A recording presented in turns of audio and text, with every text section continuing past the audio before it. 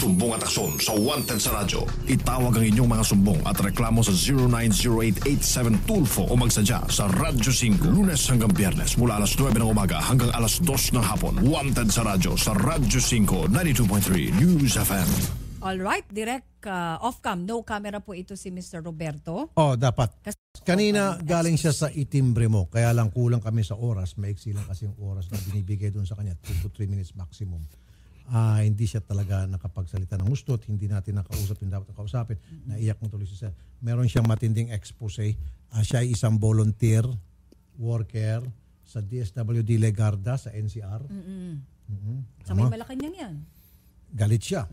Dahil ang mga volunteer pala, walang sweldo. So binibigyan lamang sila ng pagkain. Pagkain, walang Dilata. allowance. Walang allowance. Yung pinaka-allowance nila dilata. Food Kapalit na allowance ng effort. lang pala. So, ngayon, ang nangyari, yung kanyang allowance na in kind, dilata, corned beef, hindi binigay ng kanyang bisor. Uy, bakit? Sasabihin niya mamaya. Sa galit niya, ayaw ibigay yung aking corned beef. Expose ko na lang yung ginagawa natin pagsasyabu. Nagsasyabu sila pala everyday. Inamin niya. Aray ko. Di ba? Sabi ko, siyempre, pati ikaw, tatamaan, masisibak ka. Okay lang, sir. Basta masibak na lahat. Magandang hapon po sa inyo, Sir Roberto. Hapon po, sir. Nag-usap tayo kaninang umaga sa baba. Opo. Nais nyo pong i-expose yung pong nagaganap na pot session sa compound mismo ng DSWD, NCR. Kasama yung mga trabahador. Yung kasama ko po mga lalaki. Mga lalaki. Okay. At saan po eksakto ginagawa yung pagka-pot session? Sa loob po ng warehouse. Okay. Ulitin ko po yung tanong kasi hindi naman lahat nakapanood kanina ng timbre. Ano po yung trabaho ninyo bilang warehouse man ng DSWD? Nagre-repack po kami ng mga damit doon sa RCC. Pag na-repack mo, inaayos po, nilalagay sa sako. Dati po nasa Pasay po kami nagumpisa. Okay. Dilata po ang nire-repack namin sa bigas. Ano ito, mga donation? Donation po yata yan po.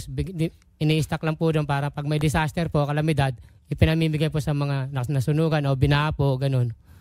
So kayo nagre-repack. Ilan po kayo? Minsan, maabot po kami ng 15. Doon po kami nasa Pasay noon. Ito ngayon, sir. Ngayon po? Sa NCR. Kagapon lang po, sa RCC po, lang po kami.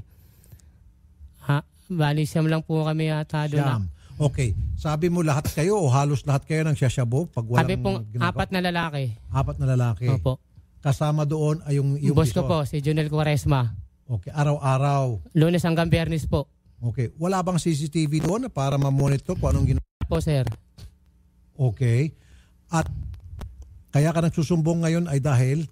Dahil sa parang pinagkaisaan po nila ako Kahapon po kasi, nagumpisa po to nung yung Biyernes po, saka Sabado, Lunes. Iyan po ang 3 araw po pinasok namin na hindi po namin nakuha yung food pack namin.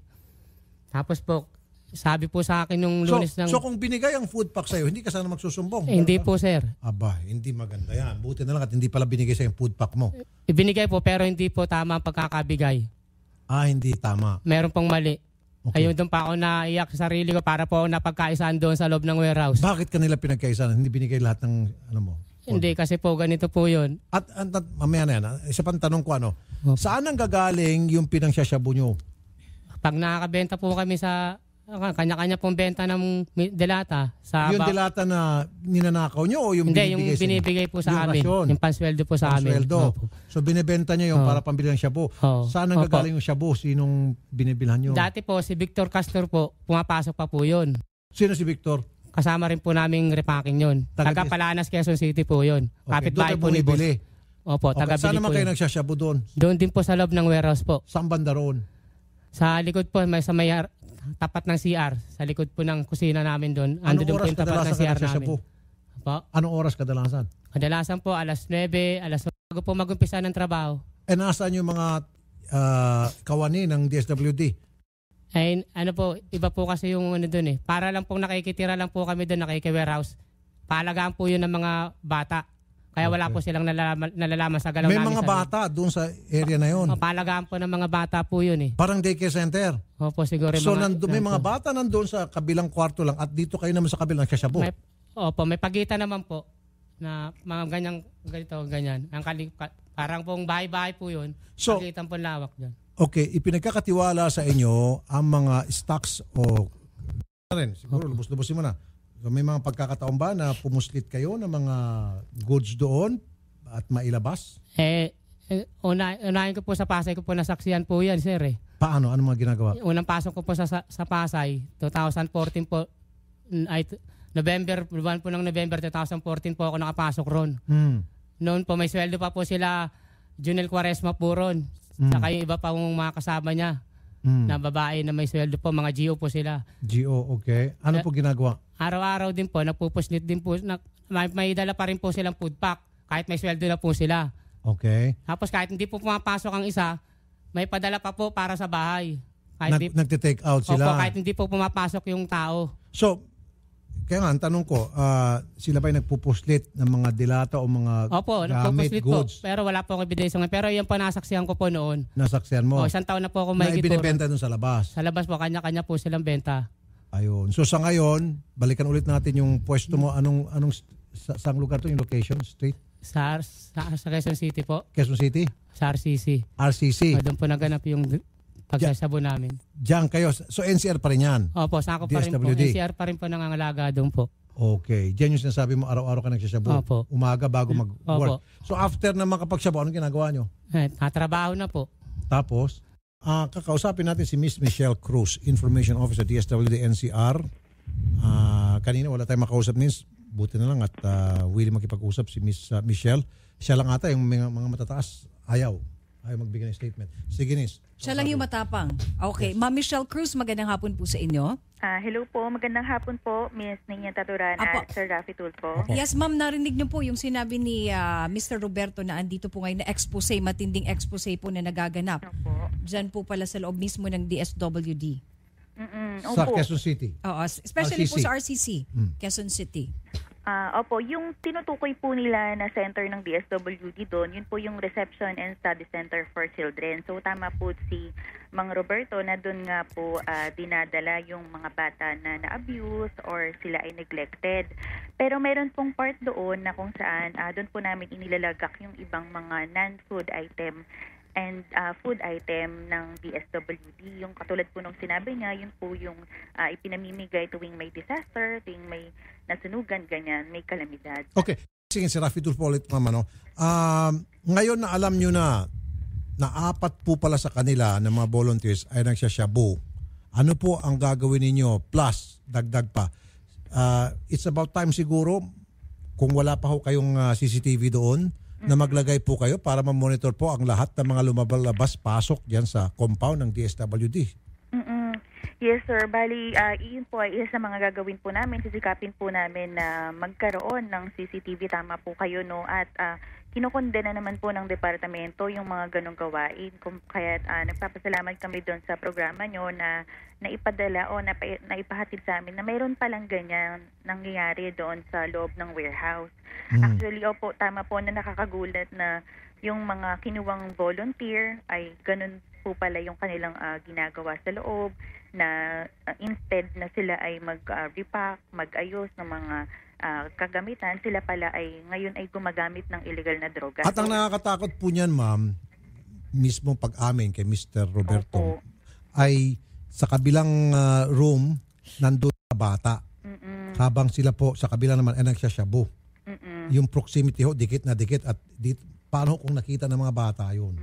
Or kapag sila huy bangag-bangag na may nagawa silang hindi ka nais-nais doon sa mga bata. Di ba, ma'am? So, ngayon po, ma'am, ang rekomendasyon ko, dapat ho talaga maglagay ng CCTV, i-monitor po yung aktibidad ng mga volunteers ninyo. At kung pwede ho siguro, dapat ho din pala, i-screen ng mabuti. And this time, wag daw siguro silang gawing volunteer, gawin na ho talaga silang full-time na empleyado with benefits and everything. Wag na po yung kung saan-saan na po silang gagaling. Siyempre, dahil ka volunteer, sweldo dilata, and hindi quality yung nakukuha ninyo. Opo, sige po. Bali sila po kasi dati ay katulad po nung sinabi ni Tatay Roberto kanina na sila po ay dati rin naming naipasok or naging volunteer doon sa aming warehouse sa May Pasay. So So dahil sa hindi naman namin nakita na may ganun pala silang pangyayari, so this time na nagkaroon ng pagkahakot, may mga dinalang mga gamit sa ibang center ng DSWD, sila pa rin yung kinuha namin. So mayroon ng pagtitiwala na nabuo, pero dahil sa kanyang nai-raise na concern na katulad ng ganyan, amin po itong agad na ipa-validate at a-actionan. Opo. So yung 4 na tao na banggit niya, banggit ka ulit ng 4 na tao, maski first name lang, Sir Roberto. Junel Quaresma. Jonel, first name na lang. Jonel, sino pang pangalawa? Ed. Ed, sino pa? Michael. At saka ikaw. Ako po. Okay, kilala niyo po yung mga 3 pangalan pa na binabagit niya ng mga kapat session daw niya araw-araw diyan sa DSWD compound sa inyong tanggapan? Actually, sir, yung sinabi niya po kaninang si Mr. Lionel Quaresma, actually wala po kaming Lionel Quaresma na Senior na po siya, supervisor, volunteer. Hindi, Opo. katiwala po sa warehouse yun. May sahod po dati yun. Katiwala sa warehouse. Magda 13 years na po. 13 years na Oh, po. 13 years na raw po si Lionel. Hindi niyo kilala, ma'am? Junel Quaresma. Si Lionel Quaresma, yun po yung talagang totoo. Kasi ang sinabi niya po kanina ay si Hamil Quaresma. Lionel. So, apo. Junel po, nagkamali po ako. Sorry po. Okay, So, meron po kayong Junel. yes, meron pong Lionel, sir. Lionel Opo, po. yan daw. Ano bang status ni Lionel dyan? Si Lionel, sir, siya po ay dating job order. Tama po yun na sumusweldo. Pero nung natapos yung kontrata niya, naging katulad po siya nila Tatay Roberto na volunteer po under ng Food for Work. Okay. Siya daw po tuwing umaga bago mag-work. So yung 4 na po, yung 3 pang niyang kasama na binanggit, paimbestigahan po at agad-agad po, ma'am, palitan. Yes po. Di ba? Tama po yun, sir. Okay. Sige. Kami po ay nagpapasalamat tayo ni kay Mr. Roberto Mandarang at lalo tayo nagpapasalamat, buti na lang, nagkabukulan sila sa corn beef. Oo, kung Dahil kung hindi hindi siya nabukulan, tuloy-tuloy ligaya nila. Paghihitit ng shabu. Inaamin naman niya, walang problema sa akin, okay lang yan, matapos na itong, pagod na rin daw siya, matapos na yung kalokohan nangyari. Meron kami mensahe, Mr. Madarang, nakikinig yung mga tag-DSWD, meron kang gustong sabihin sa kanila? Meron kang suggestion na para mapaganda yung pamamalakad doon sa warehouse at hindi na maulit itong sinusumbong mong nangyari? Kung pwede po sana hindi na po pwede pagkatiwalaan yan si Lionel Pwede na po si Bakin yan. Ano pa po yung suggestion yun para mas gaganda pa po yung mga pamamalakad dyan sa warehouse? Kasi sa ngayon po, ililipat po kasi sa Alabang Okay. Opo, tsaka yung mga gamit po lahat, inahakot na po pupuntang Alabang. Sino naghahakot? Kami rin po. So anong suggestion mo para hindi na maulit yung paghihitit ng shabu araw-araw? Magkaroon po ng CCTV sa bawat sulok ng warehouse. At monitor. Monitor po sa bawat galaw ng tao na nasa loob. So Ma'am Michelle, totoo ba food pack lang po ang pangsweldo sa kanila at magkano halaga ng food pack na binibigay na pangsweldo sa kanila? Ma'am Michelle? Hello po. Opo. Food pack lang po ang kanilang sweldo. Opo. Magkano ho yung sweldo nilang katumbas ng food pack? Nagkakahalaga po ng 400 pesos yung isang food pack, yung bigas, yung mga dala. Per day po yan? Per day? Opo. 400 pesos per day? Opo. Ay. Bawat sila po ay papasok doon sa pagiging volunteer. I see. Okay. So, below minimum pa rin kung tutusin. Kaya lang, ang nangyayari ho pala, Miss Michelle, ayan, binibenta nila yung food pack para may pambili ng shabu. At nakakapagnakaw pa sila, Nakakapagpuslit po. Miss Michelle, paki-imbestiga na lamang po at alam niyo na po siguro ang gagawin niyo after this. Okay? Yes po. Salamat po, Miss Michelle, sa inyong time na binigay sa amin. Okay po. Maraming salamat din po Sir Rafi and Miss Taduran. Magandang hapon po, ma'am. Okay po. Okay, Mr. Madarang, salamat sa iyo sa ginawa mong pag-expose. Salamat sa corn beef. Nang dahil sa corn beef. Nang dahil sa corn beef. Kasi kung tuloy-tuloy bigay sa kanya ng corn beef, yung rasyon niya, hindi siya magsusumbong. Tuloy-tuloy ligaya sa loob ng DSWD. At delikado pala, may mga bata doon na kapag bangag na, hindi nila alam na yun ang nakakatakot. Yun ang nakakatakot. Doon ako natakot. Sa kabilang dingding lang ng pagitan, may mga bata doon, mga paslit, habang sila dito naghihitit ng shabu. Sir, advice ko sa iyo, magbago ka. Opo, sir. Magbago ka dahil balang araw, nako, tulad sinabi natin kahapon, hindi malayong kayo po'y mapatatagpuan na sa loob ng drum. Putol-putol na po yung katawan ninyo. Pero may pag-asa pa, lahat naman tao may pag-asa. Magbago ho kayo, magparehab ho kayo. Kung kailan nyo magparehab, meron po kami marirekomenda libre. Okay, sir? Sige. Pero dapat willing ka magbago. Opo. Willing ka bang magbago? Opo. Kailan May ba dala huli? pa po akong maliit eh. Kailangan ko pa po na magtrabaho. May dala ka pang... May dala pa po akong maliit na anak. siyang maliit na. Akala ko may dala pa siyang... May dala pa. Akala ko meron pa siyang dalang maliit na Dalawang sachet. Gusto ko na sana tumawag ng pulis at aresto na ito. Pero kailan po Mga ba kapatid tayo huling- madamay. Kailan po kayo huling gumamit? Noong Lunes po. Noong Lunes. Oh, eh, 2 huling days pong ago. gamit namin yun. Ha? Huling gamit. Huling gamit po namin doon sa warehouse. Nako, sir. Sige, magbago ka na. Mister, meron ka pa palang anak, dalawa. Opo, maliit pa po. O kita mo yan. So, imbis na sana yung food pack na sweldo mo, pinapakain mo doon sa mga bata. So anong pinapakain mo sa mga bata? Hindi naman po lahat. Minsan hanggang 50 lang naman po share namin. 70, ganyan. Ano yung 50 ang share nyo saan? Sa bawat mag-ano kami. Shabu. Oh, Magkano ba yung bilhin yung shabu? Minsan 200. 200 shabu. Halagang 100 pesos lang. Na Pag si sharing na shabu. ng apat. Tig 50-50 kayo, apat di 200. Opo. Okay, so sa 200 na shabu, apat na kayong may tama doon. Saan nyo binibili ulit? Doon mo sa ano, malapit din po ron. May mga bentahan din po ron eh. Okay. Meron tayong mga kaibigan sa PDEA.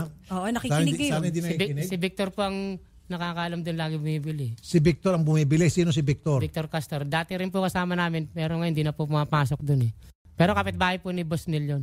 Pagkatapos nito, Fire. huwag ka nang pumasok doon dahil Opo. yari ka. Huwag ka nang bumalik doon. Huwag ka nang bumalik doon dahil sigurado patay kang bata ka. Pero salamat. Salamat Oo, sa ginawa thank mo. you po. At magbago ka na. Salamat Okay? po. Sige, magandang hapon sa'yo. Grabe, idol, nagugulat ako sa mga kahapon.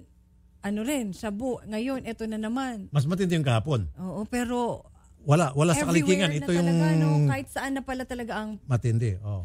Etong problema niya, wala sa kalikingan wala sa to. kalingkingan. Kasi user User lang siya. ito si Kuya. Okay. Yun, yung pulis, kumuha siya ng asset para taga-deliver niyang shabu. Taga-identify kung sino yung mga pusher, huli ni pulis, tapos ibibigay dito kay asset yung shabu, ibenta. Ayaw na nito magbenta, kaya hinaharas. Kaya hinaharas. Mas matindi yung Mas kahapon. matindi talaga. Okay. Grabe, no? At kung kayo, PDEA, araw-araw, nakikinig yan, nakamonitor, sige, alam nyo naman, siguro. Just in May case, hotline Odette, na tayo, 920-0967. just in case, Odette, i-brief mo ulit siya, kiusap natin sa PDEA. Baka may mga bibigay siya impormasyon sa PDEA tungkol sa pinagkukunan nila and everything. Okay, good. Sige. Sumbong at aksyon sa Wanted sa radyo. Itawag ang inyong mga sumbong at reklamo sa 090887 Tulfo o magsadya sa Radyo 5 Lunes hanggang Biyernes mula alas 9 ng umaga hanggang alas 2 ng hapon. Wanted sa radyo sa Radyo 5 92.3 News FM. Be sure to come back. Use 5 everywhere. Copyright 2016.